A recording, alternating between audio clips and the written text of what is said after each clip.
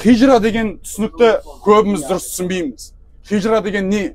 Хижра деген Мекке қаласынан Мәдина қаласына пайғамбардың сахабалармен бірге көшуін айтады.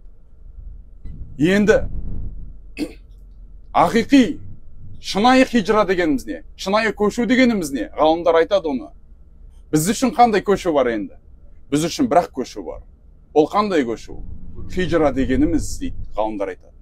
Бүкіл жаманшылықты, исламға дейін жаманшылығының бәрін тастап, Алланың жақсылығына толықтай көшіп кету.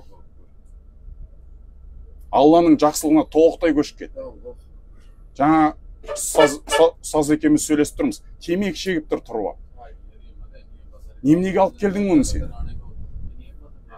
Ең қасиетті жерге ластығыңды алып кеп, сенің мұсылманшылығынан не қалды енді? Ұятыңнан не қалды? Пайғамбар алейхиссалату вассалам айтады: "Иза лам тастахи фаснах ма шитта" дейді. Егер ұятың жоқ болса, ойыңа келген істеде жүре бер бұл әлемде дейді. Ұят деген нәрсе болды да. Ең үлкен ұят бұл Алладан болған ұят.